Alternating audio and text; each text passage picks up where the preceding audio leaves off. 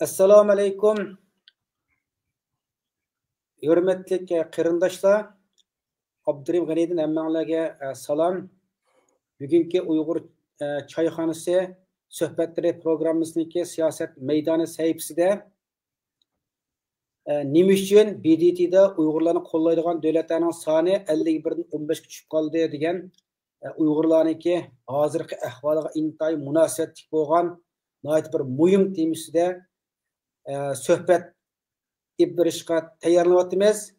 Asli bu tema o'tgan yilnisi, ya'ni 2024-yilnisi 12 oyning o'rtalarida Birlashgan Davlatlar Tashkilotidan Uyg'urlarni qo'llaydigan davlatning 15 ga tushib qolgan vaqtida jiddiy shaklda bu haqda bir mulohaza o'rnashtirishni o'ylashib, xili ko'p odamlarga aloqa qilib boqqandim.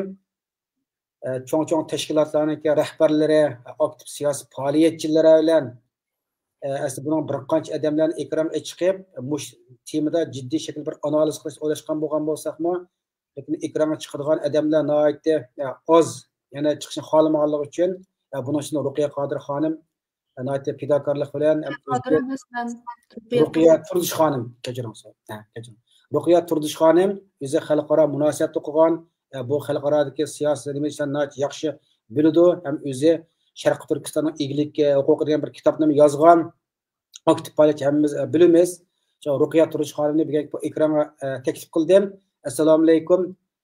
Ruqiya Turdish xonim, Uyg'ur choyxonasi suhbat programmasiga naq maydonda qatnashib berganingizga samimiy rahmatimni aytaman. Ekranimizga kelganingizni qarshi oldim. Rahmat. Sizga ko'p rahmat. Shunday bir ekronni ichib, xalqqa vaqtida bo'layotgan vaziyatlarni tushuntirib, anglitib kelayotganingiz uchun men sizga alohida rahmat aytaman. Rahmat. Bugungi temamizniki mazmun hozir degandek, nima uchun BDTda Uyg'urlarni qo'llaydigan davlatlarning soni 51 dan 15 tushib qoldi degan bu shu mazmun. Bu nihoyat bir muhim bir mazmun bo'lganligi uchun bugungi suhbatni gapni jiq qilmay men sizlarga biray suhbatning asosiy temasiga yana savollar kelaylik. Birinchi savol 2019-yildan boshlab 2024-yilgacha Birlashgan Davlatlar Tashkiloti Xitoyning Uyg'urlarga qaratgan irqiy qirg'inchiligiga har qaysi davlatlarningki, ya'ni BDTdagi har qaysi davlatlarning ifodasida qanday o'zgarishlar boshdan kechirdi. Bu shaxsdagi bir qisqacha bir tushuncha bergan bo'lsangiz. Rahmat. Bu qirg'inchilik boshlangandan keyin Xitoy aslida bu bizda qirg'inchilik 2014dan boshlab boshlangan, bu kamerlarga, jazo lagerlariga solash Xitoyninki. Ammo buni xalqarada 2017da bek ochiq oshkora xalqaro buni faktlarini tepib 2017dan boshlab bilgin tudi. Undan keyin şu 2019 22 davlat Birlashgan Davlatlar Tashkilotining inson huquqlari konsulida 22 davlat bu Xitoyninki keng ko'lamda Uyg'urlarni tutqun qilishiga qarshi bir imzo to'pladi, qo'l qo'ydi-da. Undan keyin 2000 bundayliqi BDTda bunda imzo to'plab davlatlarningki inson huquqlarini tanqid qilish qarorlik bo'lib turdi-chu. Undan keyin bu 2019 7-oyda to'plagan 22 davlat, keyin 2020-yiliga kelgan vaqtida oktabrda bu qarorlik nima qilishda, Xitoyni tanqidlashda yana bir qitimliq mushta tekshirish bo'ldi. Buningda 39 davlat qo'l qo'ydi buningga. Germaniyaning boshchiligida Germaniyaningki ambassadori bor. Shu odam so'z qildi buningda Xitoyni tanqidlab. İsmini Kristop degan odam, birinchi ismi. Ondan keyin 2021ga kelgan vaqtida Kanadaning boshchiligida 44 davlat qo'l qo'ydi. Buning ichida bu 44 davlatning ichida yana Turkiya yo'q. Biz asl Turkiya bizga bosh bo'lishi kerak deb o'ylayotgan davlatlarimizning birisi. Ondan keyin 2022ga kelgan vaqtida Niderlandning boshchiligida yana shu inson huquqlari komitetida 47 davlatga chiqdi. Bu davlatlarning soni yildan yilga ko'payib maqdi-da, bunday aytganda. Ondan keyin Amerika boshchiligida BDTning umumiy yig'inida bayonot e'lon qildi. Vaqtida 50 davlat bo'ldi. 50 davlat bayonot e'lon qildi 2020. Ammo 2022. Ondan keyin 2023ga kelganda bu davlatlarningki soni 51 ga chiqdi. Ya'ni 51 davlat Xitoyni tanqidlab shu nimaninki BDTninki komitetida, inson huquqlari komitetida bayonot e'lon qildida, qo'l qo'yib 51 davlat. Endi buning 2022 mi, 2023 mi ikki yil qitimda Pokiston boshchiligida buningga qarshi imzo to'plandi, Pokistonning boshchiligida. 2023 ga kelganda Pokiston 72 davlatni buningga qarshi imzo to'platqizdi-da, Pokiston bosh bo'lib xat e'lon qildi. Endi bu 2024 ga kelganda oktyabrdda yana bir qitim qilindi bu narsa, Avstraliyaning boshchiligida imzo to'planganda bu joint statement, ya'ni birga e'lon qilingan bayonotga ana 15 davlat qo'l qo'ydi, nurg'un davlatlar tushib qoldi. Ya'ni Pokiston boshchiligida xat e'lon qilib 80 necha davlat, 100 ga yaqin davlatni Pokiston kayniga silib, Xitoyga qarshi Xitoyni qo'llabchi, u Sharqiy Turkistonda unda qirg'inchilik bo'lmayotdi, bu yolg'on deb shu Pokiston boshchiligida shunda bir qo'llab bular bayonot e'lon qildi, qarshi tarafda turib, ya'ni. Bunun endi sabablari nurg'un. Nima uchun endi bu 2019 tortib davlatlar ko'payib 2023 ga kelganda 51 davlatga chiqib, 2024 ga kelganda biroqli 15 ga tushib qoldi degan narsa o'tirg'i chiqdi. Chiqqanda buning endi sabablari nurg'un. Buning geopolitikal sabablari bor, dunyodagi xalqaro vaziyatning o'zgarishlarining ta'sir ko'rsatgan sabablari bor, geostrategik masalalarning taqilishi bor bu yerda-chi, dunyoda nurg'un o'zgarishlar bo'lib ketamiz 2023 dan keyin. Ondan keyin bu o'zimizning ichidagi, o'zimizning xalqining qilayotgan qiliqlari, o'zimizningki bu ishga tutgan pozitsiyamiz, tashkilotlarimizning ichidagi har xil skandallar, bu narsalar ta'sir ko'rsatdi.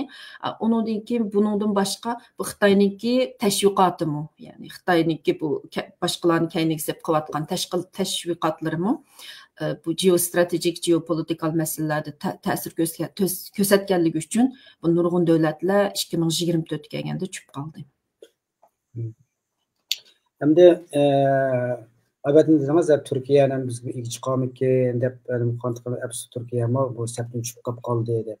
Turkiyaningki hamda Erdo'g'anmi go'yoda shu Birlashgan Tashkilotida Uyg'urlarning kishi huquq to'g'risida azroq so'zlar qo'ygan nimalari bor-da, lekin bu muhim haloqlik bas chiqish kelganda hech bo'lmasa sukut tutmay ashundan voz kechganligi nimani tushundirdi sizcha? Türkiye şu vaqtida bu xalqaro vaziyat, geopolitika va geostrategik masalaga bog'lab tahlil qilishga to'g'ri keldi. Chunki Avstraliya bu xatni 7-oyning qanchinchisi, yo 10-oyning 22-si sundi BDTga. 10-oyning 7-si İsrail Gazaga keng ko'lamda hujumni boshladi. Shuning bilan bu Gaza masalasi xalqarada buna oid cho'ng kun tartib ko'tab ketdi-da. Hamasningki nimaga Isroilga hujum qilishi bilan bu oktyabrning 7-si İsrail Gazaga bo'lgan keng ko'lamlik bombardimonni boshlayapti. Ondan keyin bu xatni Avstraliya 7 kun, shuningdek 5 kun o'tgandan keyin 10-oyning 22-si BDTga biz to'g'riliq Xitoyga qarshi inson haqlari deb sundi. Bu vaqtda Turkiya o'zini o'lchashga to'g'ri kelib qoldi. Ya'ni bu keng ko'lamlik bombardimon qilsa, u vaqtda Amerika hukumati, Biden hukumati paraxodlarni avatib Isroilni butun kuchi bilan qo'llaymiz dedi. Butun Yevropa davlatlari Hamasni tanqidlab bu vaqtda Isroilni qo'lladi. U vaqtda shuna bu boshda etnim bombardimon qilganda. Shundan bunda bo'lgandan keyin bu Turkiya, chunki u Gaza, Falastin Turkiya uchun muhim. O'ziga yaqin chegarasi yaqin bir davlat. Geostrategik jihatdan bizga qaraganda ularmi muhimda Turkiya uchun. Suriyaga taqishadigan masala bor u yerda. Shundan bu Turkiya endi bu bizni bu yerda biz tarafda turib qo'llasa zaten Amerika bilan munosabati yaxshi emas. Gazani nimishga bombardimon qiladi Isroilda. Bunda ahvolda biz tarafda turib qilsa yolg'iz qolaman deb o'ylagan bo'lishi mumkin. Xitoyni xafa qilishni xohlamadi. Ochiq qilib aytganda-chi. Xitoy degan BDTdan bir veto berish haqqi bor cho'ng davlat. Rusmi shu.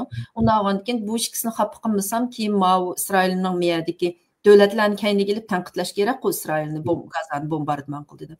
Shu vaqtida veto huquqi bor cho'ng davlatdan bir ishkin kaynim tutishim kerak deb o'yladi.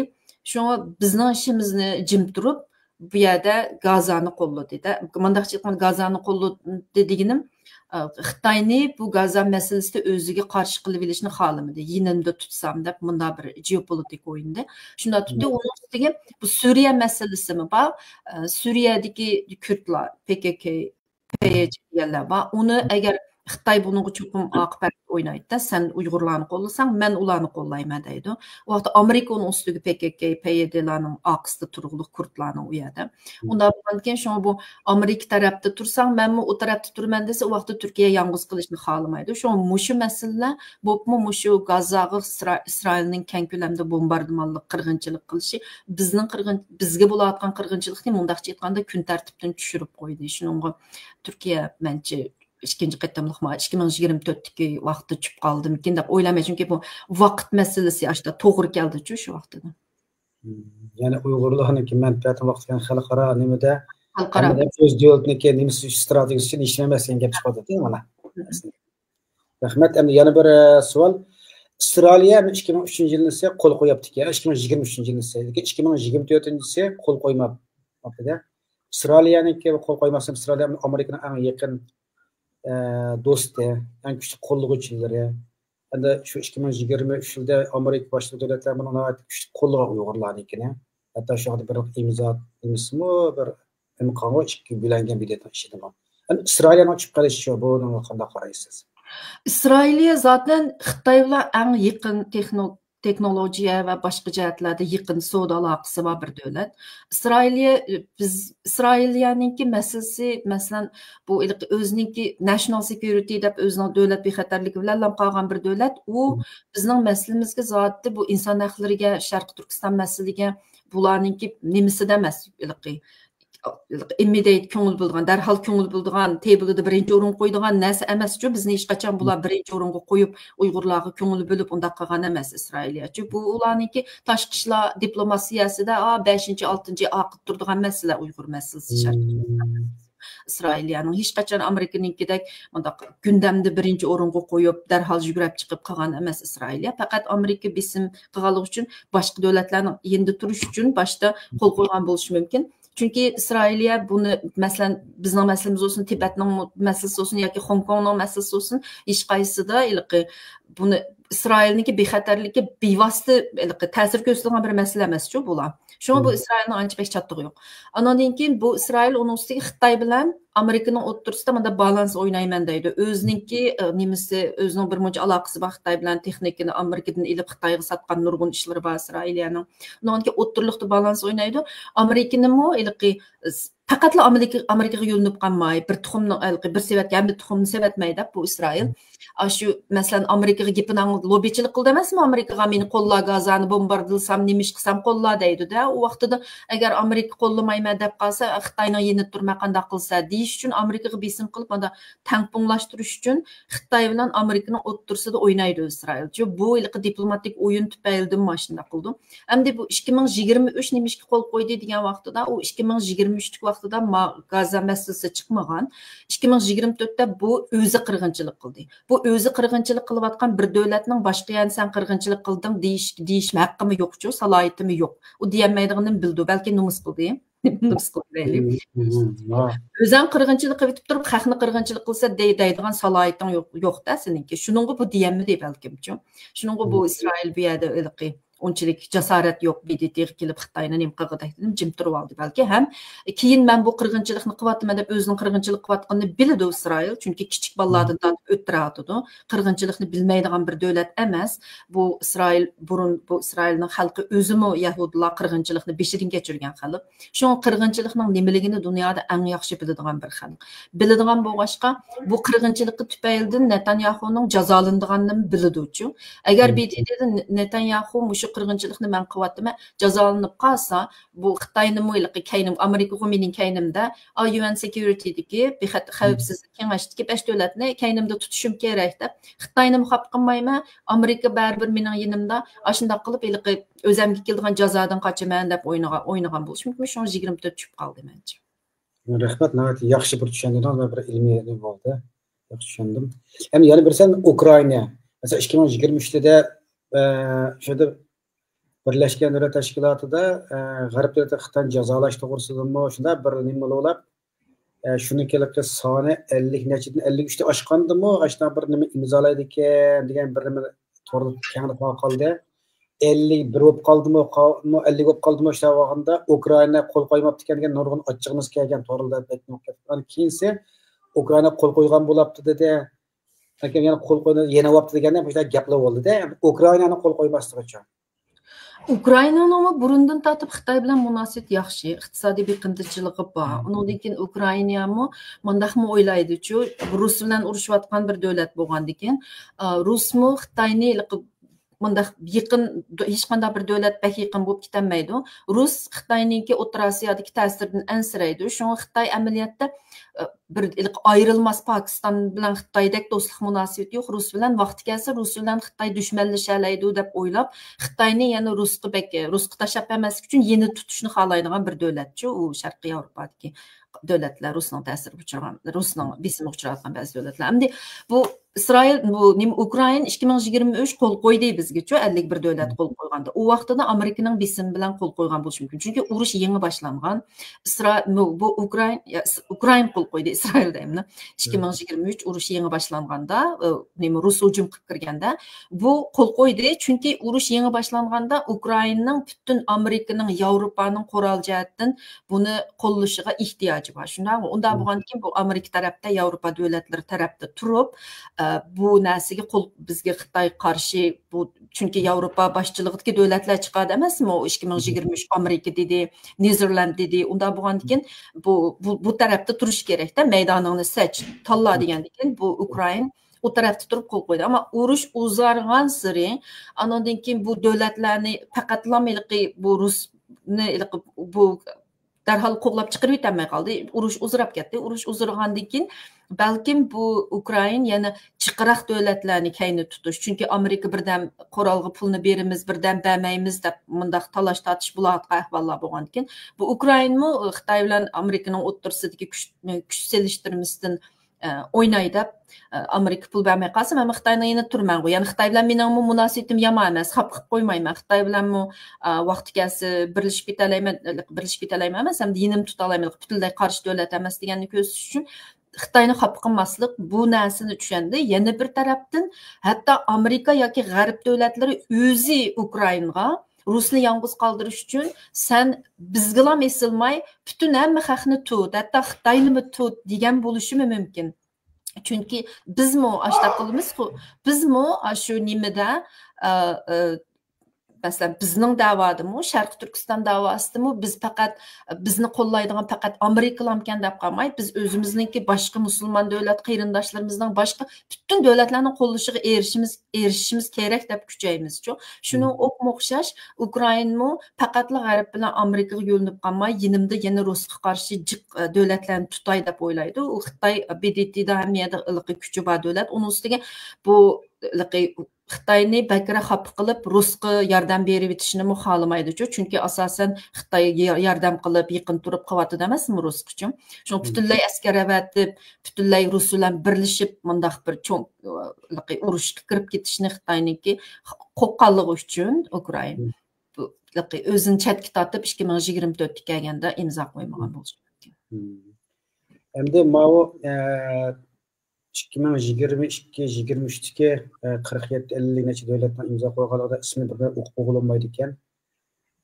Mana shu 2024'te qilib qolgan 15 davlatni bir qisqacha bir o'qib o'tib, misli anakaylar xaritani tushundiramda.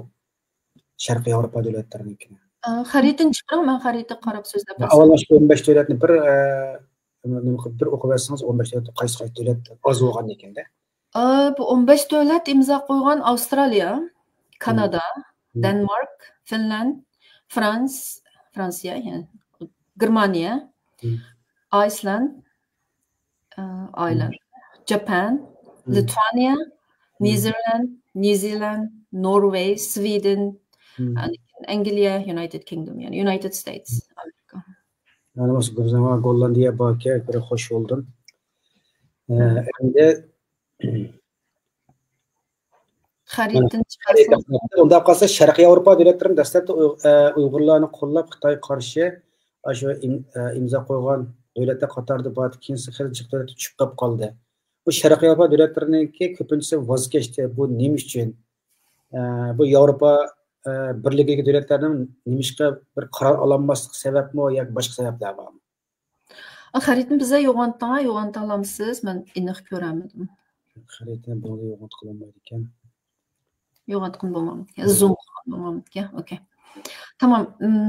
Sharqiy Yevropa davlatlar bu hozir 15 list bilan 51 15 davlat bilan 51 davlatni selishtirsa qarasa musulmon davlatlar Pokistonning keyinga kirib qo'l qo'ymagan musulmon davlatlar zaten burunmi qo'l qo'ymagan 2023 ama Somalidan boshqasi ama Turkiya va Somaliya qo'l qo'yganda burun undan boshqasi qo'l qo'ymagan.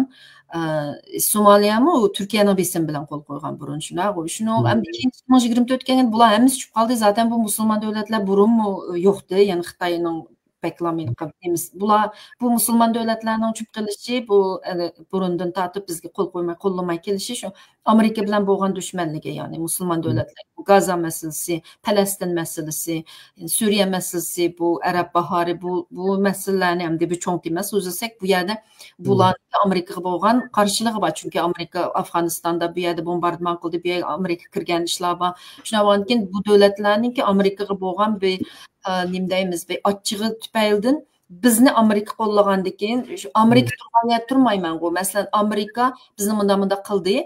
Bu Amerikaga birdan bir maydon o'qiy oladigan shu Xitoy. Shu Xitoyni yenimda tutishim kerak deb jiq musulmon davlat buni qo'l qo'ymadi. Ammo Sharqiy Yevropa davlatlari jurgan. Hozir mana list qarasak, bu asosan Sharqiy Yevropa davlatlari tushib qolgan. Qarang, Rus masalan Chigirdiki, Polland qo'l qo'ymadi, shunaqa.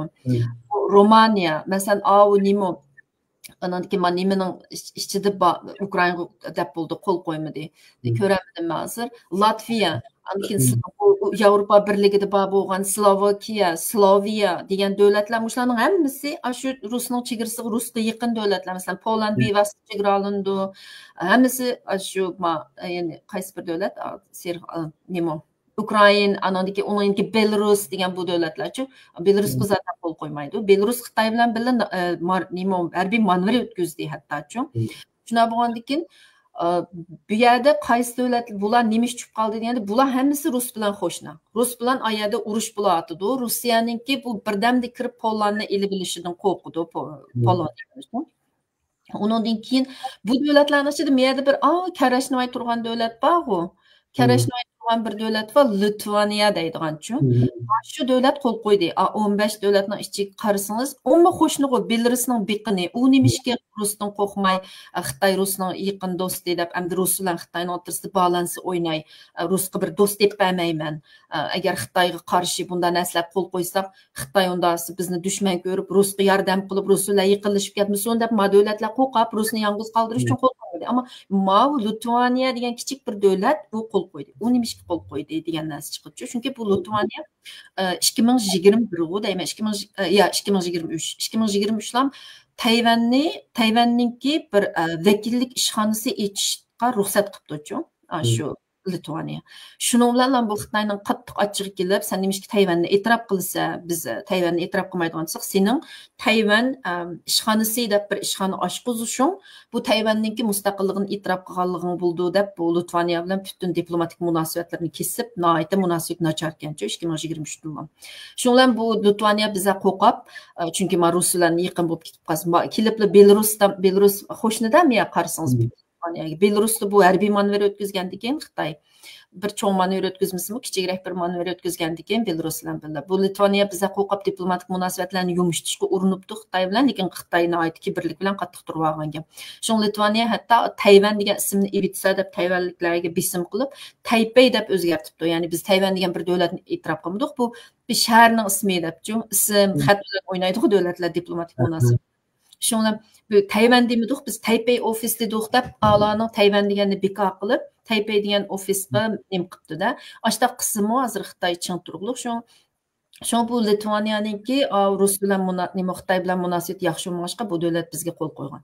Qolgan davlatlarning hammasi shu Rusni yolg'iz qoldirish, ya'ni Rusga pek yaqin bir do'st deb emaslik, Xitoyni yomonlatib qo'yibchi, qilmaslik uchun bular shu qo'l qo'ymagan. Uning ustiga bu davlatlarning hatto Yevropa birligi ichidagi ba'zi davlatlarmi tushib qoldi. Endi qarasangiz Yevropa birligidagi davlatlar, cho'ng davlatlar, Fransiya, Germaniya, Finland, Norvegiya deganchi bu davlatlar, Sweden deganlar, bular hammasi qo'l qo'ydi. Nimishga desa, bular Yevropa birligida kuchi borroq davlatlar, kelib o'tadigan davlatlar. Endi Yevropa birligidimi, unda bo'lsa nimishga Yevropa birligi biroqli qaror chiqarmidi degan narsami chiqdi. Unum so'zlab pasam bo'ldi. Undan keyin bu davlatlar endi Maşu mayadaki ma bu çoğ devletler Avrupa Birliği'deki. Bulardaki Avrupa Birliği'nin kıymet karşı üçü iş kıldığı, onundan keyin NATO'daki devletler çok bularning jiqqi. NATO'daki devletler Rusiyaga qarshi mumkin Amerika bor, Amerika NATO'da. Bu o'zining qimmat qarashini dafsanda qilib, bu yerda Xitoy bularningki mundaqcha aytganda bir do'st davlat emas, shundaqmi? Rusning tarafida direkt turayotgan bir davlat. Bular o'zining inson haqlari, uningdan qirg'inchilikqa qarshi turish degandek bundaq demokratiya, erkinlik deganlar bu Yevropa Birligininki prinsipi. Bu birdan bir prinsip, mush prinsip asosida bular tinchlik paydo qilamiz deb birlashgan emasmi? Yevropa Birligini qurgan. Shu bundan voz kechmaydi. Bu cho'ng davlatlar bu prinsipda turdi. Shu bular qo'lladi.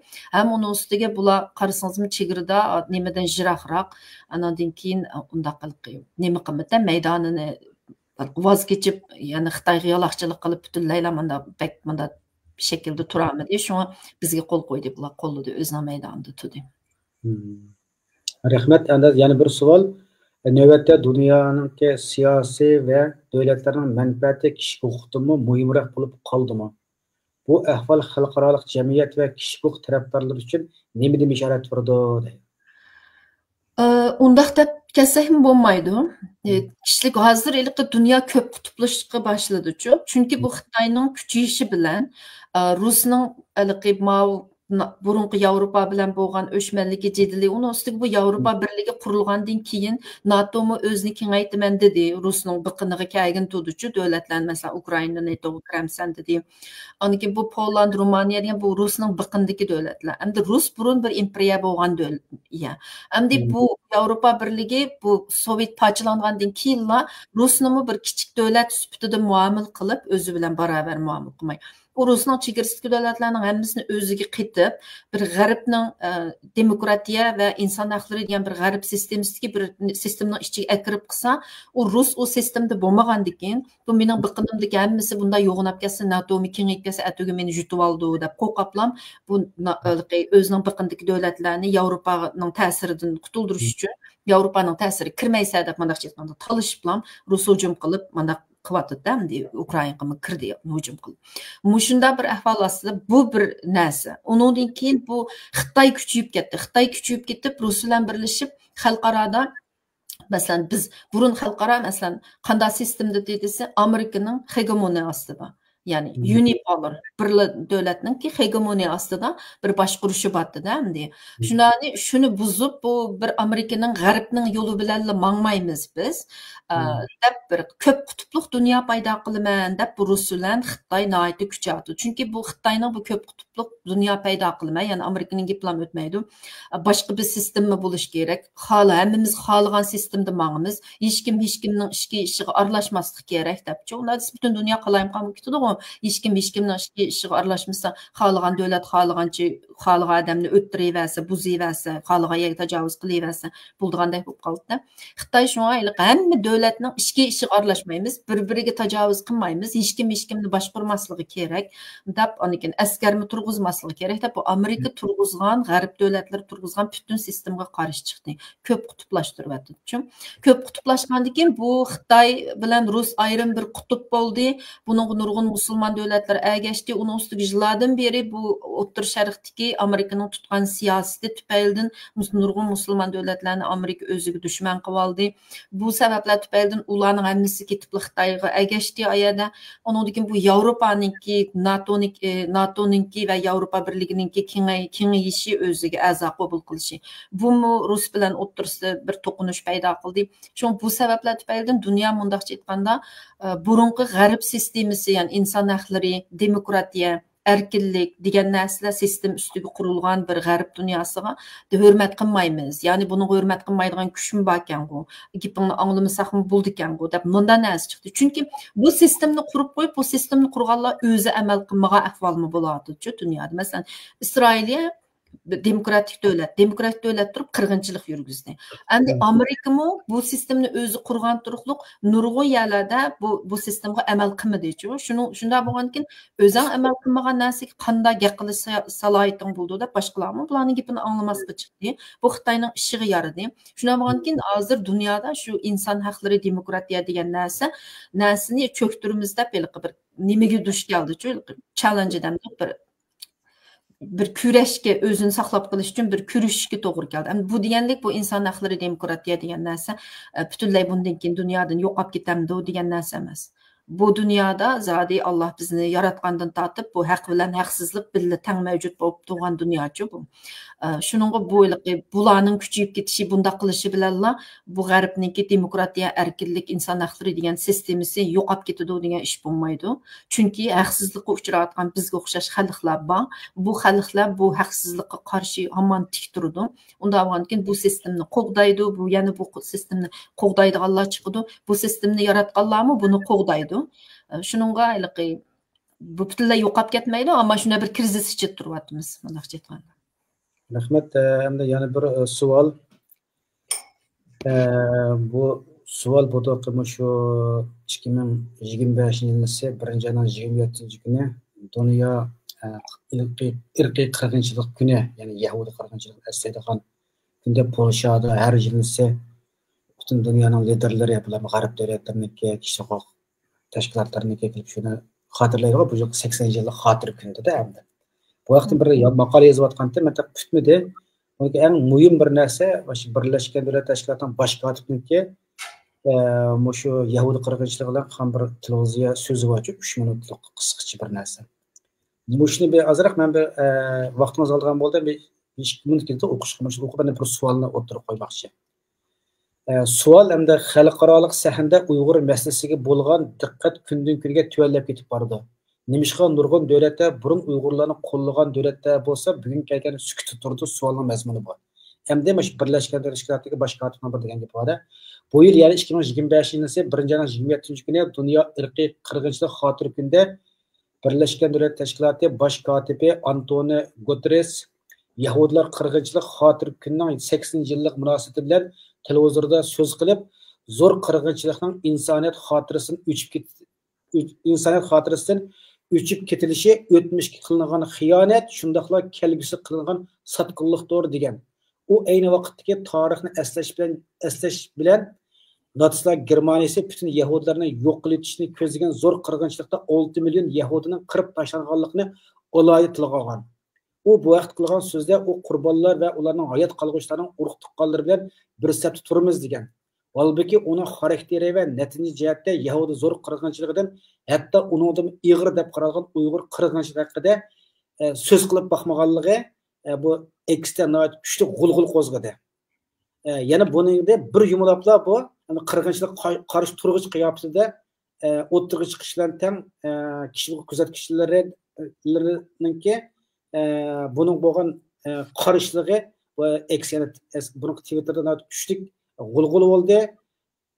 Hatto o'sha kishilik kuzatish tashkilotininki birisi yana Amari degan bir odam buningga qarshi bir yozma yozib Uyg'urlarninki tizimligini, ya'ni Uyg'urlarninki BDTga bergan tizimlikni Xitoy hukumatiga topshirib berganligini eskartganda, siz hozirgacha Uyg'urlar bilan kurashni rad qilib kelyapsiz, siz boshqarib kelayotgan qirg'inchilikning oldini olish ishxonasi hozir qadar Uyg'ur qirg'inchiligi haqida sukut qilib kelyapti degan.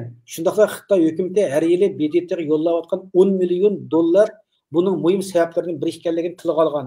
Buningdan nima tushunish bo'ladi? Endi bir kishilik tashkilotininki bir kuzatish xodimininki Birlashgan Tashkilotning bosh kotibininki Yahudi qirg'inchilik to'g'risida degan ikki gapida hamda ularning o'tmish unutib ketish bir xiyonat, shundaqla kelgusi qilgan bir sotqinlikdir degan so'ziga Abiyatning bir kishilik kuzatish tashkilotininki bir xodimning bergan javobida hamda Uyg'ur qirg'inchilik haqida sukut turishi BDTninki hatto 2022 yili 8 oyning 30 kunimi Melishli xonim bir narsa e'lon qildi Uyg'urlarninki Xitoy hukumati Uyg'urlarga inson qarshi mufokat. Ya'ni shu narsani yani oshkora narsalarni BDT e'lon qilibmi, shunga sukut turib turishi bu nimani tushundirdi? Bundan biz nimani es qilamiz?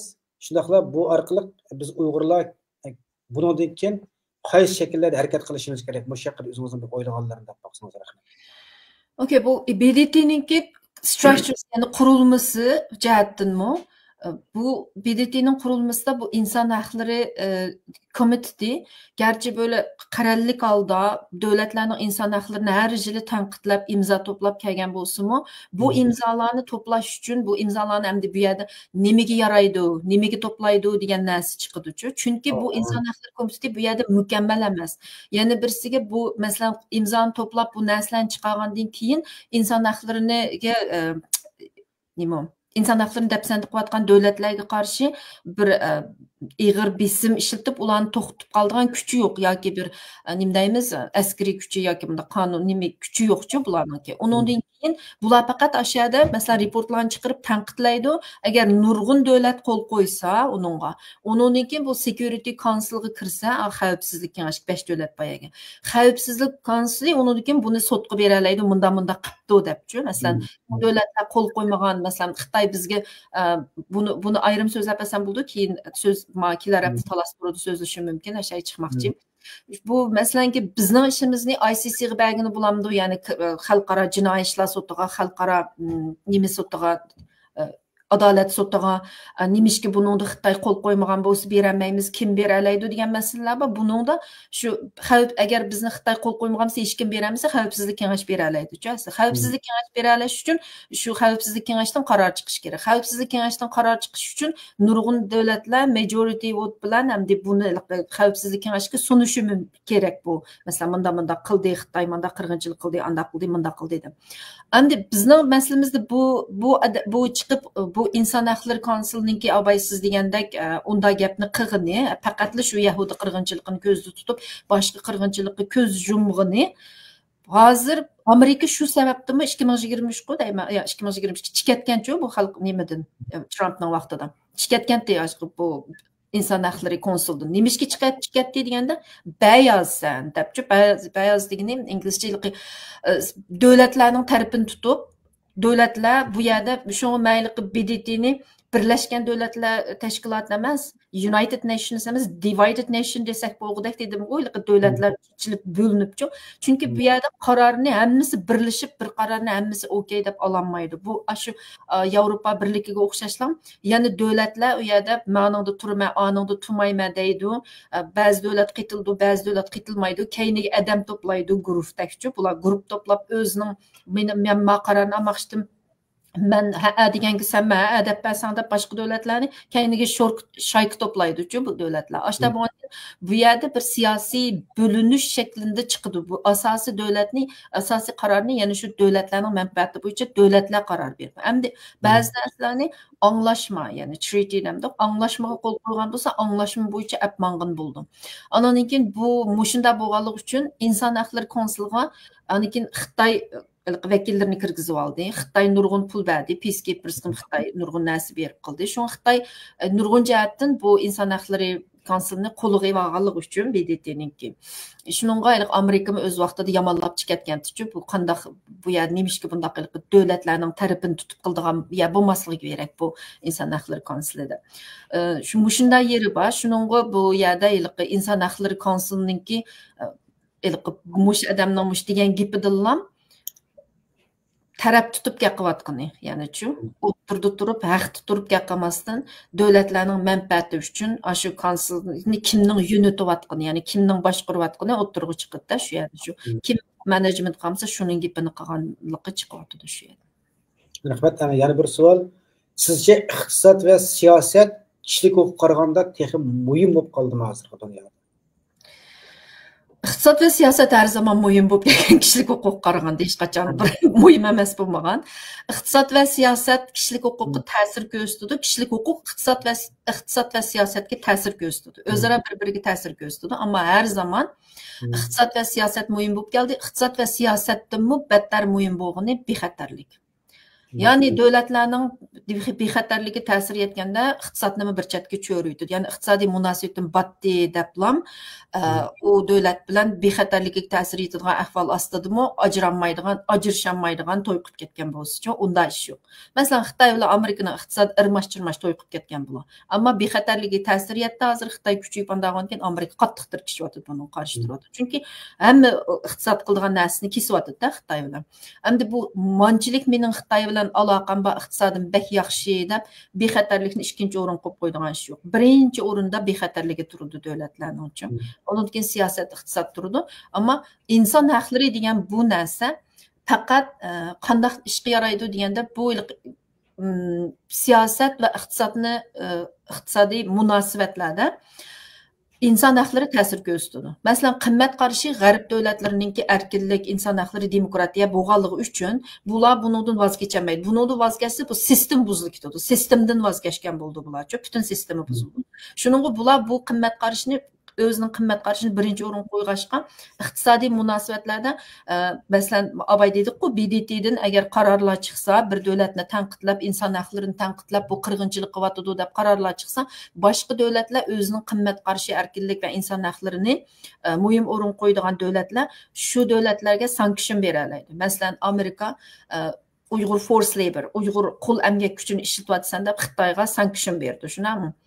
Amaliyotda Amerika chiqib, sen mening iqtisodimga ta'sir yetkazib o'tyapsan, Xitoyning iqtisodini urishim kerak, men birinchi o'rinda turishim kerak, dunyoda men savdo qilishim kerak, Xitoy qilsa bo'lmaydi, Xitoy birinchi o'ringa o'tib ketsa bo'lmaydi, dunyoni Xitoy so'rasa bo'lmaydi, men so'rishim kerak deb turib urmaydi Xitoyni. Sen qo'l emgak ishlatayotgan, chunki Xitoyning qo'l emgak ishlatayotgani rost, shundami? Amerika o'zining qo'lida bor paktlar bilan urdi, shundami? O paktlarda qo'l emgak Uyg'urlarni qo'l qo'yib bordi Xitoy. Shu paktni ko'tarib chiqib urish kerak. Ya'ni bika-bikadil birsi uramaydi uchun, uningda logik bo'lish kerak, isbot bo'lish kerak, pakt bo'lish kerak. Urish uchun, bir narsa deyish uchun, sanksiyon qilish uchun you have to have reason. Reason deganimiz sababingiz bo'lishi kerak, shundami? Uyg'urlar muhim sabab, chunki Xitoy bizni qo'l qilyapti. Undan keyin bu pakt o'tirib ko'tarib chiqib, Amerika Xitoyga sanksiyon bera oladi. Shuning o'xshash boshqa g'arb davlatlari ham, masalan, o'tganda Italiya, masalan, Xitoyning Bingtuan pomidorini Uyg'urlarni qo'l qilib ishlatib pomidor ishlab chiqaryapti deb, uni kesdi. Xitoydan pomidor olmaymiz dedi, shunami? Demak, bu yerda inson haqlari siyosatga va bu yerga iqtisodiy munosabatga ta'sir ko'rsatdi degan gap. Ba'zi iqtisodiy munosabatmi inson haqlariga ta'sir ko'rsatdi. Bu yerda kuch tanlashga, balansiga bog'liq. Masalan, kichik davlatlarga, ushaq musulmon bechora davlatlarga ular undaq men sening iqtisodingni kesiman, men Uyg'urlarning ishi uchun sen bunda qilibsan deb, ularningki iqtisodiy narsasi inson haqlari degan narsa ularning iqtisodiga ta'sir ko'rsatmaydi. Aksincha, ularning iqtisodiy munosabati inson haqlariga ta'sir ko'rsatadi. Nima ketsa Xitoy bilan yaqin munosabatim bor, chattig'im nima Uyg'ur bilan deydi. Shunami? Chattig'im nima inson haqlari bilan deydi. Iqtisodiy munosabatni birinchi o'ringa qo'ydi. Chunki ojiz davlatlar ehtiyoji bor. Ya'ni power balance bor deb bu yerda nimdayız kuch selishtirmasidagi orliq tufayli. Hamda bu kuchni o'zini qo'g'day oladigan Italiyadagi Yevropa Birligining ichidagi Xitoyga baklan butunlay beqindi bo'lib ketmaydigan davlatlar qimmat qarashini qo'g'dash uchun iqtisodni kesa oladi. Bir-biriga ta'sir ko'rsatadi. Hech qachon bir sanoqbay savolingiz nima deyish, men bu olib uchun iqtisod siyosat pek muhim bo'lib ketdimi dedingiz. Azaldan muhim, lekin bular bir-biriga ta'sir ko'rsatib birga yashaydigan narsalarda. Rahmat. Hamda yana bir nuqta. Hozir hamda dunyoda Uyg'urni qo'llaydiganlar ozayib ketdi. BDT 51 15 chiqib qoldi. O'tgan yilning oxiri tor dunyosini xalq kuchli g'ulg'ulab ketdi. Biz yana xalqaro dunyoda yetim qoldik deb sirtdan izlaymiz. Başqalar bizni qo'llamayotdi deb, lekin o'zimizni izlab baxmaymiz-da. Men unda Uyg'ur davosi qanchalik bir to'pam qo'shyapman. Millat oldidagi mas'uliyatni majburiyatni qanchalik ado qilyapman deganni so'raydiganlar bek oz. Ham bu Uyg'urlarningki siyosiy faoliyatda qatnashgan Uyg'urlar bulturdan boshlab ko'rinarli darajada tuvallab ketdi. Ko'ryapmiz, hamma davlatlar namoyish o'rlashtirsa, namoyishga chiqadigan Uyg'urlar bek oz, sanavog'idek darajada hamda. Mesela birinci ayınki 22-23 kuni Xitoyniki muavin bosh universiteti Dengşo'shan Gollandiyaga ziyoratga kelganda, shu ziyoratga 3 kun burun buni xabar deb qoldik. Darhol namoyish o'rlashtirib, chaqiriq qilib, shu Gollandiya hukumat binosining oldida namoyish o'rlashtirdik. Shu qadar chaqiriq qilib baqdik. 5000 dan jiq Uyg'ur yashagan Gollandiyada namoyishga kelgan ara oldi. Tibetlerden xilici qadam keldi, Kantonilik keldi, Guangshiliklar keldi degandek, uni boshqa Xitoy qarshi kuchlardan keldi-da.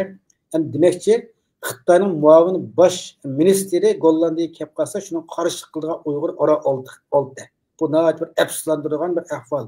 Gollandiyada yaşayotgan Uyg'urlarning nimasi selishtirganda 0,1% Uyg'urmi kammi degan gapda namoyishga. Ham unisi Gollandiyada 20 necha Uyg'ur tashkilotlari bor. 20 necha Uyg'ur tashkiloti birdan vakil kelsin 20 necha odam 30 odam chiqdi degan gapda. Bu nəhayət bir ichinishli ahvol. Yani mushunda Uyg'urlarningki hatto Uyg'ur tashkilotlarningki mushu Xitoy qarshi siyosiy kurashlarda hech bo'lmasa oddiy shaklda bir namoyishdimi o'zi namoyon qilmay jim sukut turib verishi siz nimadan kelib chiqqanda bu nimani tushundirdi? Bizdeki bu nimadan kelib chiqdi desangiz, men boshdan dedim, bu bizdeki bu 51 davlat nima uchun 15 kuchib qoldi deganda boya bu nima kuchib qolgan geopolitik jihatdan, geostrategik jihatdan tushundirdim. Ammo ichki jihat o'zimizning masalasini deyishga to'g'ri keldi. Siz degandek yaqinsiz qitilmay gapingizga. Chunki biz Uyg'urlar shu qani Xitoy voy bu yerda 40 toza 51 davlatga chiqib qirg'inchilik bo'layotdi Xitoyda deb toza kuchayotgan vaqtida ham xalqaro vaziyatda nurg'un geopolitikal o'zgarishlar, geostrategik o'zgarishlar bo'ldi. Ham bu Xitoymi buningdan to'plandan to'qash o'g'irlab o'zini ustidan chiqqan oq qo'shiqda ko'z tutish uchunlar bu yerda dediki biz qo'yib berdik kamtiklarni. Biz ilqi qallis qattiqlarni, radikallarni tarbiyalagandik. Biz hech nima qilmadik, qo'yib berdik, berib kelsanglar bo'ldi deb o'zininki, masalan, Xitoy qarshiligi yo'q, yumshoq, Xitoydan qo'rqadigan, hech qanday Uyg'ur bilan o'zining millati bilan chatug'i yo'q odamlarni Xitoy bak yaxshi taniydi. Chunki Xitoyning istixboroti birdan tadqiq qildi-ku odamlarni. Unda umumilam nima qilmaydi. Birdan kayniga sap turib, ishpiyon sap turib, nemishki bizda shunchalar ishpiyon xoinjiq. Nemish qilgan xoinlar bular. Shu uchur o'g'irlab har bir odam zodi qanday odam deb har bir Uyg'urni tadqiq qildi Xitoycha. Birsini to'rdan tushirib qo'ymay. Bu Xitoyning azaldan tatbiq qilib kelayotgan siyosati.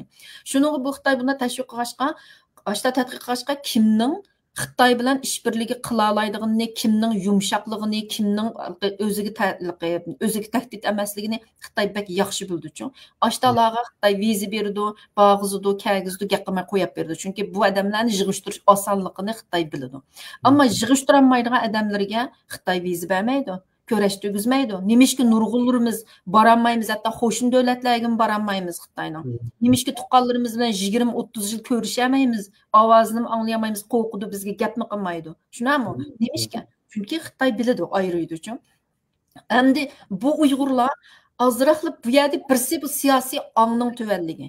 Dunyoda nima bo'layotdi deb qarablam, voy Xitoy bek kuchlanib ketib bordi. Xitoy bek kuchlik, biz baribir tankilanmaymiz. Mushunchalar qirg'inchilik bo'lsa bizga hech nima qilmaydi. Shu biz hayot qilish uchun ha bo'pti Xitoy sening rastlab gapqilmasligimiz kerak degan munda bir ongni o'zlariga singdirib olgan Uyg'urlar bor-ku. Xitoy yaxshi deb. Yana birsi meni chaqmagan yilon ming yil yashsin deb. Nima chatdiqim men va tuqqanlarim hayat olsam, ko'rishib, saq-salomat jursam bo'ldi. Karimni men o'zimni yashashim kerak, chunki bu dunyoni men qutqizib olmayman deydigan Uyg'urlar bor. Tamam, sen qutqizib olmaysan dunyoni, ammo sening kimliging, oyada bir mansubiyating, oyada bir millating, bir xalqing, naga mansubliging bor. Sen men qutqizib olmayman desang, yana birsi men qilmayman, menlan bo'lsam bo'ldi, mushqaylar o'taysan, yana birsi mashta desa, yana birsi mashta desa, bu individual har bir shaxsdagi mushunda bir xarakter buzuqligi, men xarakter buzuqligi deyib, buni xarakter buzuqligi bir umumiy to'plumning milliy ruhining tushkunlishi va buzuqligini keltirib chiqardi. Milliy ruh degan nima degan narsani deyman. Milliy ruh degan bir to'plumning, bir xalqning o'zining territoriyasini, o'zining manfaatini to'plum shaklida, ya'ni o'zining shaxsiyatini emasda, to'plum shaklida to'plum bor bo'lsa, men bor bo'laman. Chunki men mushaga mansub birisi. Bu to'plum yo'qolsa, mening kimligimni yo'qaydi, men yo'qayman degan narsani tushunib, shu to'plumning manfaatini qo'g'diya olishi bu milliy ruh bo'ladi. Bizda hozir bunda to'plumning manfaatini qo'g'diya oladigan odamlar bek oz. O'zining manfaatini qo'g'dayman deydi hammasi-ku. O'zimnikini. Sen o'zingnikini qo'llasang, qo'g'disang, eng oxirida to'plumning manfaatiga sen qarshi ish qilayotganliging uchun bu to'plumdagi milliy ruh yo'qolib ketsa, bu to'plum yo'qoladi, kimligi yo'qoladi, bu to'plum yo'qoladi. Bu to'plum yo'qolganda albatta sen yo'qolasan. Sening bolalaring yo'qoladi. Shunaqmi? Sening mavjudiyating bo'lmaydi. Bundan keyingi davoming bo'lmaydi. Bunda odamlar bolasini o'ylamaydi mencha. Chunki bolasiga ish chaqirmaydigan haqlar bu. Bolamning kelgusi nima bo'ldi? Bolamning mavjudiyati nima bo'ldi? Bolam nega mansub bo'ldi deganni o'ylamaydi. Bolamning bolasi nima nima bo'ldi xalqlar ay qaramamdi ko'mamdi davlatda bor xalqlar qanda aziz yashab etibdi bu davlatda bor uyg'urlar qanda xor yashayotdi ya bir ig'iz gaqig'idek kuchimiz yo'q berib bir odamni qutqizg'idek kuchimiz yo'q shunami dunyoning har yerida xor kimning davlatida hammasining davlatida musofir hech kimning davlatida beshig'i chiqib davlat so'rug'idek shu davlatga vakil o'g'idek yoki bir ishqig'idek unda kuchi yo'q ay nimanda bichara bir millat sen mushunda bichara bir xon millat bu to'plamning manfaatini o'ylamasang bu to'plam yo'qoladi oxirida sen yo'qolsan sening bolalaring yo'qoldi hamma narsa yo'qoldi sen bugunlik bu bunda cho'ng picturedan o'ylamasdan bir to'plamning manfaatini o'zining mavjudiyatiga bog'layolmagan haq ashta o'ynasam bo'ldi kiysam bo'ldi yeysam bo'ldi deb hayvonlarcha mentality mavjud hayvonlarcha menday bunda hayvonlarcha mentalitydagi xalq qancha ko'p bo'lsa ma milliy ruh yo'qolib ketgandan keyin ojizlab ketgandan keyin bu xalq yo'qolib ketadi uchun shunga bunda xoinlarcha hayvonlarcha mentalityda yashaydigan xalqdan jiq umid kutmasak bo'ldi mushunda hayvoniy va xoinlarcha mentality bilan yashayotganlar o'zini bir tekshirib beqish kerak o'zini bir o'ylab beqish kerak yo bo'lmasa o'zincha hozirlam o'chirib uyg'ur degan to'plamning ichidan butunlay chiqarib yetish kerak mana sha'nimizga dog' keltirib xitoy ozroq qo'yib basi dikkanshib usul o'ynab do'yinlarga chiqarib naqsh etib bo'lolmay qolmay hamma yerda uchun voy xalqdaydida sen qirg'inchilik bu xitoy manikin xitoyning tashviqoti shunday kuchli hamma yerda buni ko'rsatib mana qirg'inchilik yo'q bular xotirjam yashayotdi bak isil kun ko'rib ketib bordi degandan keyin xalq bizni qo'llamda biz uchun imzo etamda xalqdan yomonlashdan davlat qo'l qo'ymadi ma bizni qo'llamadi deyishdan burun ma peshonani silab beqish kerak ma millat uchun ma millat o'zini bir tekshirib beqish kerak ma do'yinlarda butun mushu TikTok demdiq, YouTube demdiq chiqayotgan narsalarga qarab beqish kerak. Ozroq bo'lmay yuzlagan chimildash kerak boshqa xalqning oldida. Sen unda bo'lsa qirg'inchilik bo'ldi dema. Sen Xitoylik bo'lib ket. Men Xitoyning ichidagi bir osonlik millatdan yo biz o'zingni Uyg'urmi dema. Xitoylik da sen shular bilan yashashni loyiq topgandan keyin o'zingning davlati bo'lishni xohlamagandan keyin sen bir davlatga ayrim o'zingga o'zing mustaqil o'zingga o'zing ega chiqadigan birisi bo'lishni xohlamagandan keyin sen qulluqni xohlagandan keyin men Uyg'ur qo'l degandan o'zingni men Xitoy deyish chiroyingni o'zgartirib bo'lsa-chi bunda odamlarni ashundal deyish kerak bu sepimizdan chiqarib o'tish kerak chunki bundalar bizga faqat ziyon sabli qolmasdan mana masalan bir to'plamning milliy xarakterini buzishdan bir ziyon soldi unda bütün davog'imiz ziyon solib bizning yo'qolishimizni ishtigiltaydigan haqchi bu shu bularning bo'g'indan yo'qi yaxshi asli bular o'zini Uyg'ur demasin bo'ldi ismini o'zgartirib bilasiz bo'ldi aslichi millatini o'zgartirib bilasiz bo'ldi mencha rahmat yaxshi bir temada yana Uyg'ur milliy ruhidan o'zimizga bir nazar tashladingiz kishicha bu narsa menga ta'sir qildi avval biz o'zimizni izlashimiz kerak o'zimizga savol qo'yib beqishimiz kerakda endi mana sizning hozir degan gaplaringizdan bir narsa kallam kelib qoldi 2023-24 Uyg'urlarni bedetga qo'ygan davlatlar 43dan 47-51 chiqqan vaqtida nihoyat qo'shib ketgan hatto dunyo dangliq futbolchilarmi nurg'ulg'an cho'lponlar Uyg'urlarni deb masalan o'zining komandalaridan ayrildi masalan turk futbolchining ismini unutdi o'zalmi u mana Angliyadan ayrildi undan boshqa Enes Kantermi Uyg'urlar so'zgali uchun Amerikadan futbol klubidan haydaldi degandek nurg'un nimani olsak nurg'un narsa ular necha million qimmat necha millionlik to'xtamlardan chiqartildi ya'ni Uyg'urni qo'llab bir so'z qilib qo'yganlik uchun yoki Twitterlarda bir narsa yo'llab qo'yganlik uchun unda bo'lsa BDT'dim shu vaqtda Uyg'urlar uchun BDT'ni ikki bo'lindi Uyg'urni qo'llaydigan guruhlar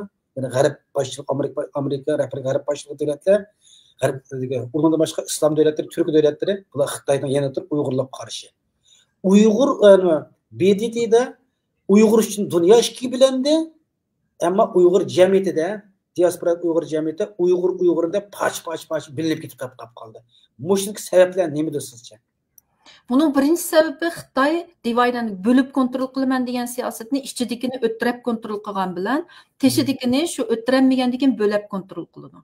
Shuni bizda xoinjiq. Bu xoinlar Xitoy buni pul bergandan keyin men Uyg'ur deganning bek nafsi yomon haq ekan bu men hayron qoldim. Bular g'ururni, vijdonni, ong saviyani hammani nafsiga sotadi ekan. Bu nima uchun nafsiga sotadigan mushlar narsa chiqadigandu desa, bu angsızlıq, qalaqlıqdan chiqamdikin deb o'yladim-chi. Uyg'urlar jahiliyatda qapti deb o'yladim men. Agar jahiliyatda qolmagan bo'lsa, dunyo vaziyatini tahlil qila olsa, o'zining kimligini tahlil qila olsa, bir g'urur, bir narsa degan narsalar yetiladi bir odamda-chi. Hayvondaklar bugunini ko'rib pul topsamla bo'ldi, yesamla bo'ldi, men hayot qolsamla bo'ldi, bugunim o'sib bo'ldi deb undan yashamaydi inson degan. Abay dedim-ku, hayvoniy mentality dedim. Shunda Uyg'ur birinchi sabab shu Xitoyningki bo'lib kontrol qilish siyosati. Uyg'urni nechaga bo'ladi, o'ttirliqda fitna taqitidi, tashkilotlarni bir-biriga qarshi qilib etadi.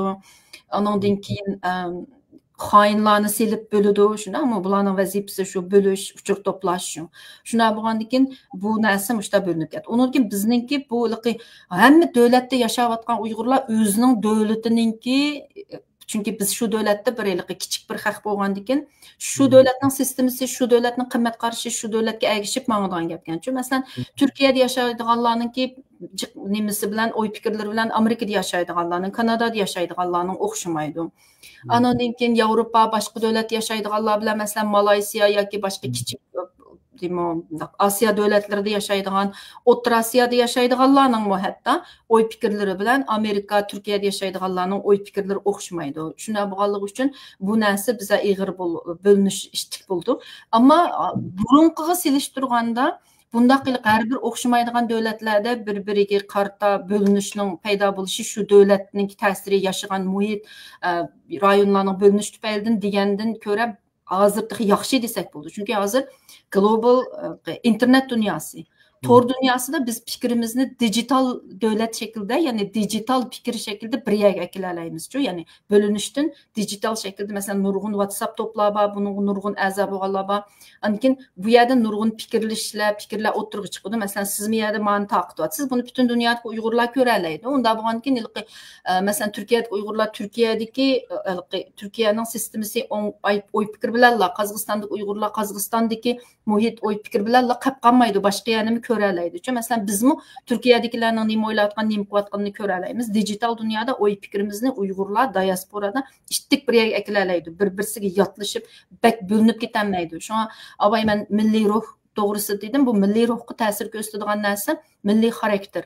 Biz milliy xarakterimizni o'sha digital dunyodan foydalanib tuzishimiz kerak. Chunki bu milliy xarakter buzilganda, shu xarakter buzuqligi shu milliy ruhni yo'q qilib yetadigan narsa uchun. Endi bu xarakterga ta'sir ko'rsatadigan nurg'un narsalar bor. Hatto tilimizmi ta'sir ko'rsatadi. Bir millatning milliy xarakteriga o'zining og'zidan chiqqan gapmi ta'sir ko'rsatishi uchun oddiy bir misol beray. Xitoy Jingchen deydi. Pul to'playman deydi. Xitoyning xarakteri qarang, pulni yig'adiganlar haq u. Tushunami? Amerikalik nima deydi? Make money deydi. Pul yaratib paydo qilma deydi. Chunki Amerika pulni yaratgan. Tushunami? Dollar shu boshqaradi. Make money deydi ular. Pulni yaratma deydi. Uyg'ur pul topaman deydi, izdayma deydi. Ya izlab bir yerdan chiqaramiz, izlab yuramiz. Biz mana shu bu bizning xarakterimizga tushgan. Turklarga pul qozonima, para qozonyoruz. Buluyorum, kazanırım deydi-chi ular. U deganda nima qilma, topima degan, nima topima emas, qazanma degani erishima degan gap. Earn money degan gap. Inglizchada bu qazanma deganmi bor, make money mi bor? Erishish uchun, ya'ni jafo chekib erishiman degan gapda, u emgak bilan erishiman degan gap, qazanaman deganchi o'zi chilan bir yerdan paydo bo'lmaydi. Biz hamda izlab yuramiz. Shuningdek, turklarni burun biz kelsak bak ishlaydigan xalqda aytdik-ku, keyin qarasak Uyg'urlarni bak ishlaydigan xalq bo'lib ketdik Kanadada. Lekin bu qaramamsiz xarakteriga, shu og'izdan chiqqan gap millatning xarakteri shu gapda ifodalangan gap. Undan keyin u tilmi o millatning xarakteriga ta'sir ko'rsatdi degan gap. Shunda millatning xarakteriga ta'sir ko'rsatadigan nurg'un narsalar bor. Masalan, pokizlikchi. Pokizlikmi bir millatning xarakteriga ta'sir ko'rsatadigan narsalar. Bizning Uyg'urlarningki nurg'un mehnat odamlarimiz bor. Shunaqa. Va nimishki bu mehnatchilikni sen o'zingning bir xarakteri qilolma. Bir millatningki bir sufti, bir nimasi qilolma sen, shundami? Shunga bir millatningki bir odamning pokiz bo'lishimi shu millatga vaqt berganda ta'sir ko'rsatadi-ku. Masalan, mo'shta nurg'un narsalar bor, xarakterga ta'sir ko'rsatadigan. O'zini qanday o'ylaydigan, men keyin tafsiliy so'zlab bersam bo'ldi.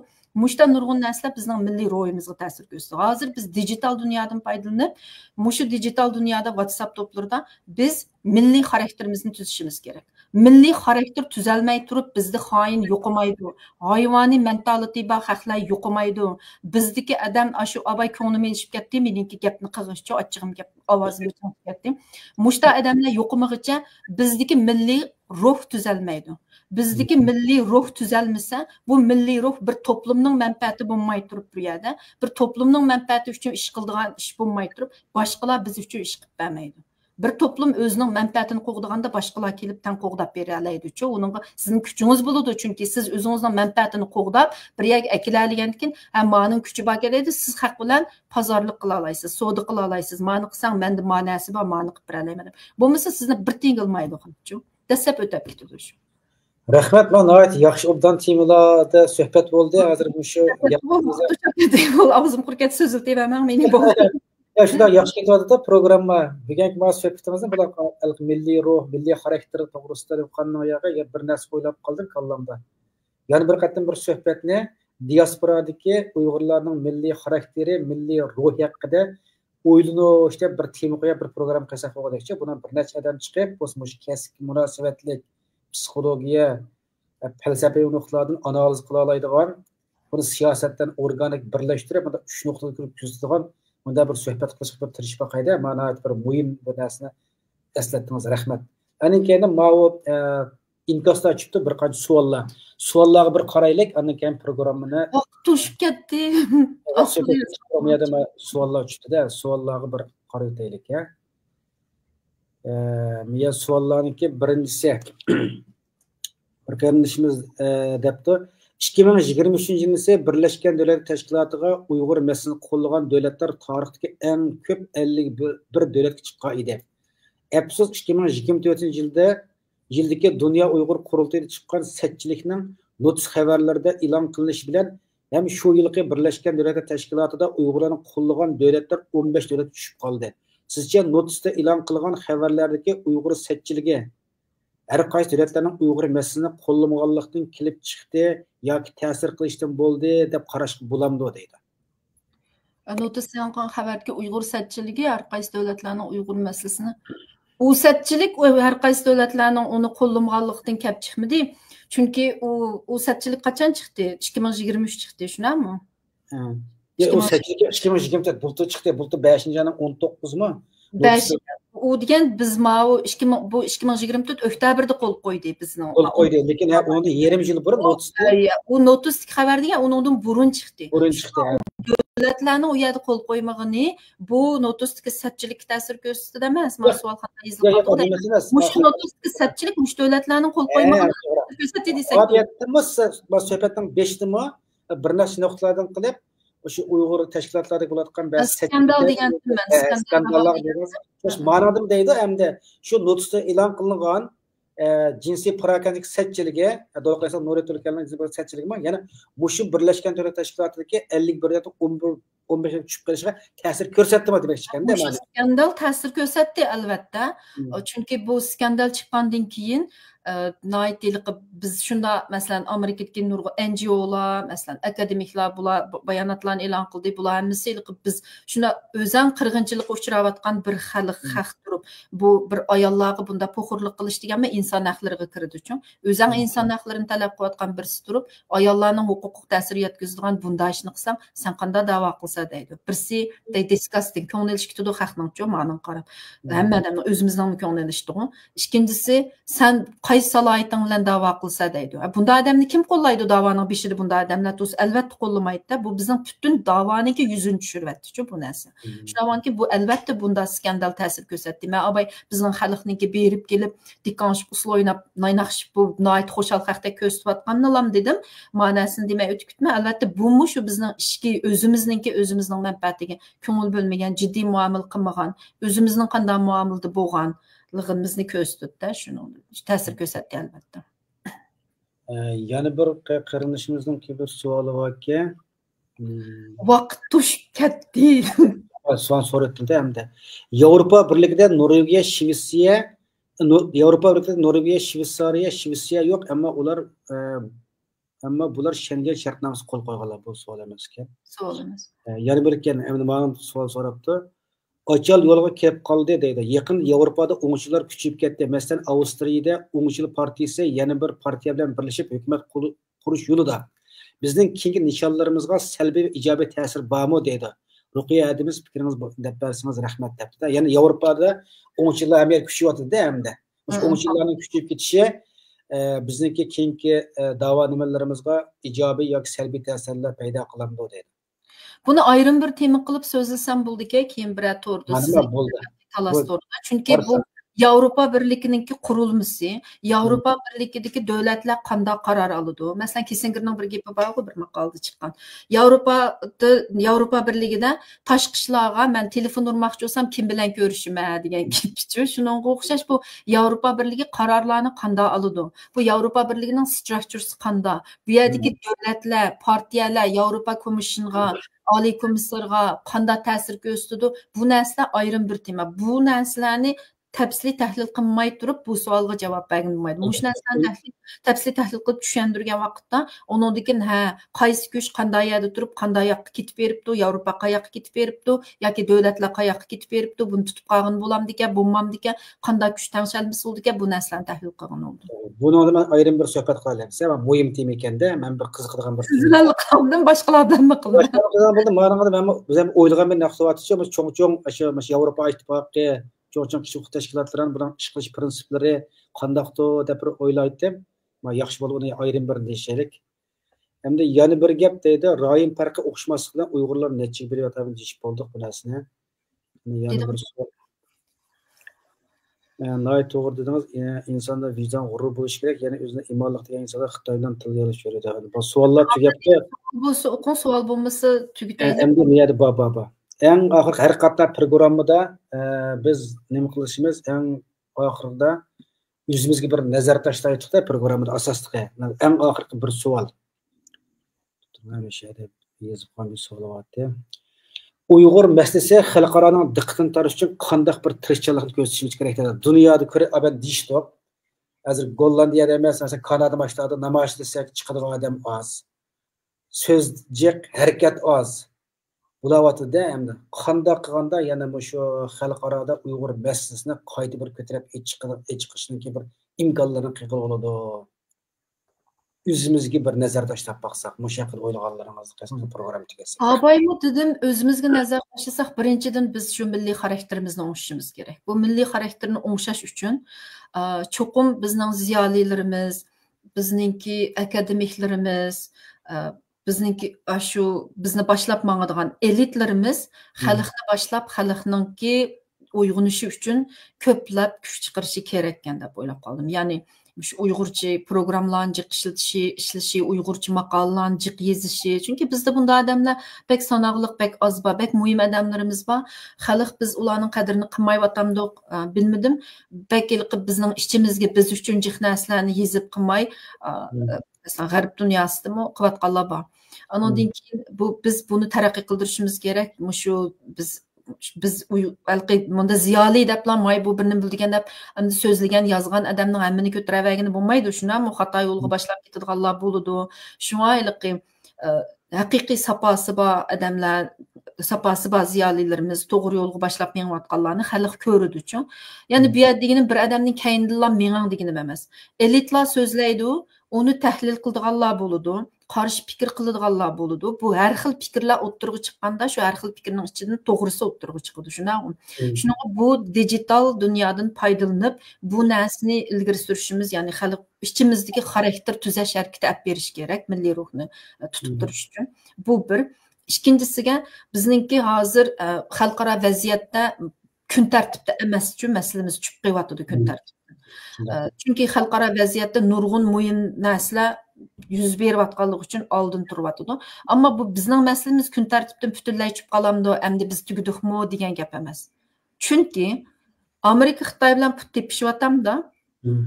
Bizning masalamiz, Tibetning masalasi, Hong Kongning masalasi tushib qolmaydi. Chunki texi dunyoni Xitoy butunlay so'rab, hamma narsani besiqtirib yo'qitib bo'lgani yo'q.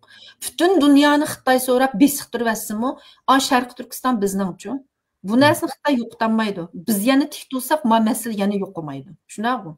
Bizli tutsa, biz tug'ilmagan vaqtidami batdi ekan bu Sharq Turkiston masalasi. Xitoy bisvagandan tortib, burun biz qachondan beri qul bo'layotgan bo'lsak, zulm ostida bo'lgan bo'lsak, Xitoy shunday kuchli bo'lsa, masalan, burun bizga hech qanday yordam bo'lmagan vaqtlardami bu masala davom qilib ketdi ekan. Bundan keyin davom qiladi.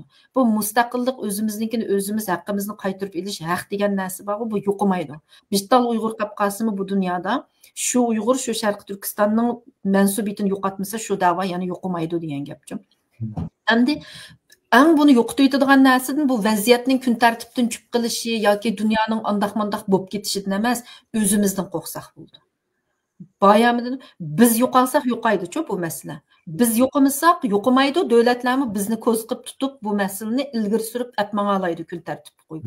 Biz yo'qsak qanday kun tartibga qo'ydi buni? Nimani qo'ydi kun tartibga? Shunga avval o'zimizni tekshirishimiz kerak. O'zimizni tuzishimiz kerak, ishni o'zimizdan boshlashimiz kerak. Abriya pul bersa, boshqa davlat qo'llasa, boshqa davlat kaynimizda turib, maoshimizni berib, oshni qil, maoshni qil deb bersa, qilib, bo'lmasa qilmasangiz, haftada 4 soat vaqtingizni millatga chiqaramisiz, haftada 2 og'iz gap qilishni chiqaramisiz, yo bo'lmasa oyda bir $100 chiqaramisiz bu millatga? Voy undasi o'zingiz qo'llamagan, o'zingiz kuchamagan haqqa haq qilib beramda. Haq maosh bersa, tashkilot qurib bersa, pul bersa, bu kishi o'g'andiki ish qilg'inildiki, bo'lmasa pul yo'q o'g'andiki qilg'inolmaydiki deb tashlasangiz, haqmi qo'pab boshqa davlatlarmi deydi, sen Amerikaning qo'lidagi o'yinchi. Bu Amerika chiqarayotgan o'yin. Amerika pul berib bularni so'ziltiyotdi deydi. Pul bermasini so'zlab baqsinchi qani. Anodiki nim deydiki. Amerikadan pul olib so'zlabdimanmi men? Ha, shundami? Ben Amerikadan pul olib yezibdimanmi? Amerikadan pul olib birinib qilibmanmi deb deyalaymiz u vaqtida-chu. Bu o'zimiz yo'qolib ketmasligimiz kerak boshda. Haq pul beramdi, bermamdi. O'zimizning ishi bu. O'zimizning davlati, o'zimizning vatani, o'zimizning xalqi. Birsi bizni pul bersa, yulisa, ishtasa qilib yugurib, voy deb rasmlarga tushib, bo'lmasa jimmida ko'milib ketadigan ishmi bu? Muhtashma, unda olsa sening mansubiyatingmi yo'q ekan, kimligingmi yo'q ekan, uyg'urligingmi yo'q ekan, davlatingmi yo'q ekan, sen bir axlatgansa dastlab yuravermisa deydi shu haqmi shundami? Shuningga bu o'zini axlat demaydigan, o'zining kelgusiga ishonadigan, bolalarining kelgusini o'ylaydigan, ma avlodlarini davom qilsin deydigan bo'lsa, ma millat o'zi ko'ngil bilish kerak. Ma millat ayda $30 chiqara olsa $30, $5 chiqara olsa $5, $100 chiqara olsa $100 chiqarib, bu millatning o'ziga o'zi ega chiqadigan tashkilotlarni qo'llash kerak. Bu millatning o'ziga o'zi ega chiqadigan shaxslarni qo'llash kerak. Bu millatning ziyolilar haftada 4 soat vaqtini chiqarish kerak, majbur buningga. Men ishlaydim, men mashhur bo'ldim, avval men o'zimning statusini tiklashim kerak. Sen statusingni tiklab bo'lguncha men millat yo'qolib ketadi. Sen boshqa davlatda statusingni tiklab mashhur odam bo'lib, "Halol ziyolidim" deb kostyumlarni qatirib kiyib yuguning bilan ma millat yo'qolib ketsa, dastalgan qul, axlat millat, Uyg'ur qul bo'lsa, sening u holing ko'rinishing poqqa hisobmanda, ya bir tiyin. Shuningga sen avval ma millat uchun 4 soat vaqtingni chiqarishni bilishing kerak. Haftada 4 soat, haftada chiqaramsan, oyda 4 soat bo'lsa-mi chiqar, oyda 5 soat bo'lsa-mi chiqar. Shundami bu millatni Uyg'ur uchun? Bir ish qilishing kerak. Har bir Uyg'ur ma istakanni miyadan ayaga ap qo'yishni o'zini bilish kerak, midirish kerak. Bu harakat bilan chiqadi bu ishlar. O'tdag'in, jimotdag'i odamga bo'lmaydi, bermaydi Xudoyim bunda odamga. To'g'ri. Bu millatni o'ylash kerak-ku, har bir Uyg'ur o'zini tekshirish kerak. Rahmat, ma so'zni temaman, ko'tuldayman. Yo'q, shunda yap pek yaxshi bo'lib ketyapti-chi, men temalar, men navbatgi realligimizda o'zimizni mavjud qilayotgan narsani so'zlayapsizda. Bu hargiz men reallik. Ama jiq so'zlab ketdim. Jiq so'zladim, yana bir nuqta qoldi.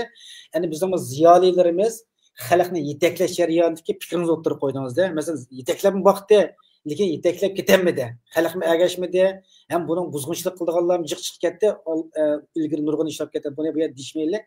Ya bizning ziyolilar mandaqchu. Bizning ziyolilar masalan bir fikrlarni, bir narsani o'tirib qo'ygan bo'lsa, u fikriga qarshi fikr chiqsa, ha mening fikrimga, masalan, qarshiyaga yetaklayotgan bo'lsam, albatta to'g'ri fikr qilganlar uningga qarshi chiqadi. Ha menga qarshi chiqdi deb yo'qolib ketsang bo'lmaydi. Sen kritikni qabul qilishing kerak. Nima uchun qarshi chiqib ketibdi u millat? Nima sababdan qayeri xato deb buni tahlil qilishing kerak. Buning to'g'risini o'ylab tepishing kerak agar xato bo'lgan bo'lsa. To'g'ri bo'lgan bo'lsa, o'zingizning to'g'risini isbotlab, haqni qoyil qilishing kerak. Unda qilmay bir-biringga yomonlab so'qishamsa, qolsang, shunami? Shunday, to'g'ri. Endi qas Uyg'ur tashkilotlardan bu tashkilotlarga raskarga xalqni yetaklab bo'lolmaganlik, ya xalqim ishonch bermaganlik. Unda tashkilotlarimizdami masala bormi, yo'qmi? Bu ishlar. Tashkilotimiz albatta bir muncha masalani men demasam, dunyo ko'rib turug'liq, xalq ko'rib turug'liq. Masala bo'lmagan tashkilotimiz bormi? Ichida xoin bo'lmagan tashkilotimiz bormi? Ichidan skandal chiqmagan tashkilotimiz bormi? Yo'q-ku. Shundami? Shunaqa. Rahmat endi yana bir endi dedik mana hozir program 2 soat o'tib ketdi. Yana bir 2-3 minut ketdi endi. Yana bir reallik endi. Shu qadar jiq tashkilotlarimiz bor ekan, shu qadar shu WhatsApp to'plarida yoki Facebooklarda nayt ulug' shuar nayt yozgan odamlar bor. Afsus Twitter ishlatadigan, ya'ni X ishlatadigan Uyg'urlarimiz bek oz. Nurg'ulg'an tashkilotlardanki, hatto tashkilot xodimlarininki, siyosiy faoliyat aktivlariniki X'timi akkauntim yo'q-da. Hatto X'tim bir narsa chiqolmaydi. Bu nayt bir ajallik bir nimasi shu hamda. Hozir bu X'da ko'ryapmiz shu qadar halqi isteksiz bir urush maydonida hamda.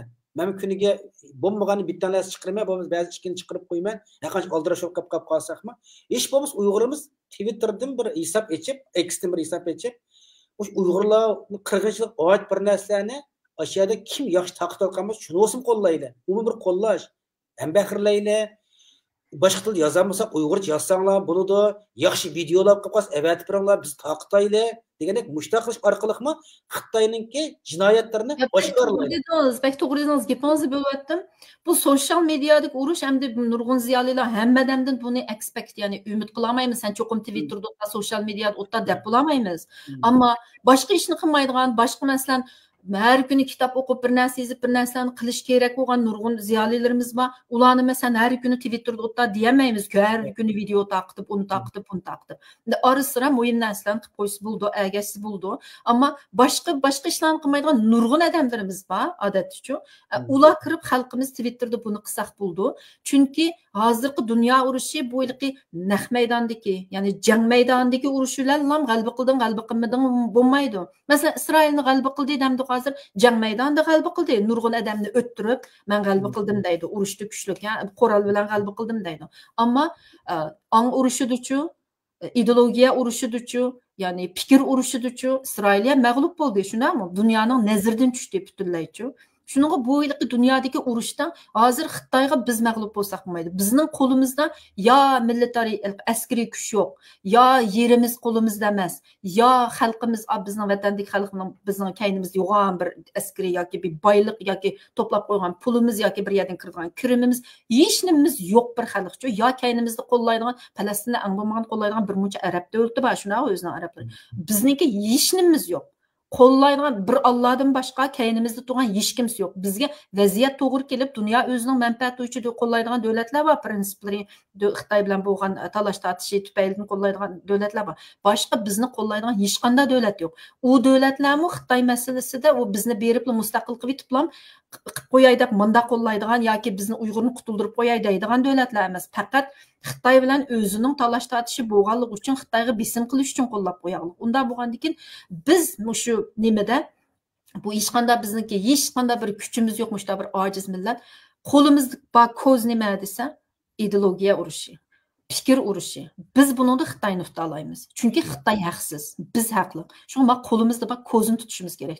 Bu ko'zni nima tutishimiz kerak? Hozirgi digital dunyo biz uchun shunday bir afzallik yaratdi. Burungi vaqtlar emas bu, biz kichik bola vaqtlarda bunday Facebook bir narsa yo'qdi-ku, unda Twitter, X degan narsalar yo'qdi, LinkedIn degan narsalar yo'qdi. Shunga bu hozirgi vaqt biz uchun nihoyat foydali. Biz fikr urushidan Xitoydan g'alaba qila olamiz. Biz mushning do'stim g'alaba qilishimiz kerak. Ma lo'mlo'mligimiz tufaylidan biz fikr urushidami g'alaba qilolmayapmiz. Hatto o'zimizga qarshi urush qilib qo'yapmiz. Fikr urushida do'yinda to'xtatmay tetiqsiz usluydigan uni buni yegan bizneslarni chiqarib, TikTokda chiqarib, g'arbda ketib olganingizni, kavatqiningizni, sayohat qilayotganingizni, xotirjam yashayotganingizni berib, ko'rishib kavatqiningizni chiqarib, Xitoyning propagandasini tan qilish berib, nihoyat yaxshi yashayapmiz deb o'zimizga qarshi urush qildik. Ammo buni qilmaslik kerak. Ma qo'limizda bor ko'zdan foydalanish kerak. Qo'lida bor narsa shu Uyg'urning. Boshqa narsa yo'q.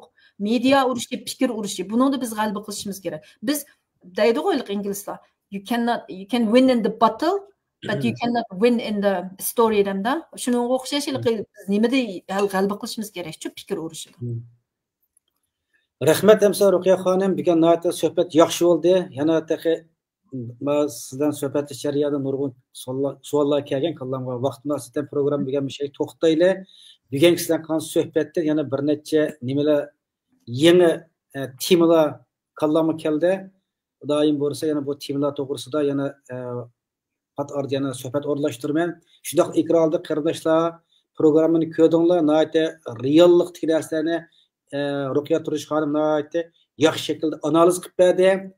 O'zining o'ylaganlarini o'zimizga bir nazar tashladik, tashkilotlarimiz nazar tashladik, dunyoga nazar tashladik. Qanday dunyoda Uyg'urning ovozini qayta bir chiqara olamiz degan bu muhim masalalarda o'zining ko'z qarashlarini o'ttirib qo'ydi.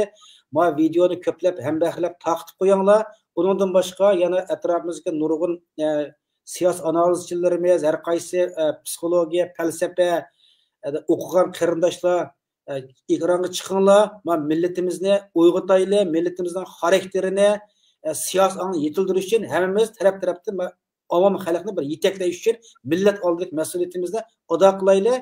Uyg'ur choyxona suhbatxonasi har zaman sizlarningki huzuringlarda bu suhbatga oid yana ba'zi fikrimlar qolib qolsa har zaman ya inkas shaklda ya men bilan aloqalashsanglar programmani texnik yaxshi shaklda qilish uchun tirishimiz.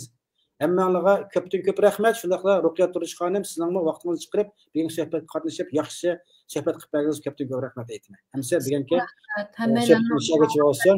Hammanglarga Allohga omonat. Xo'sh. Anglab berguchilarga rahmat. Rahmat.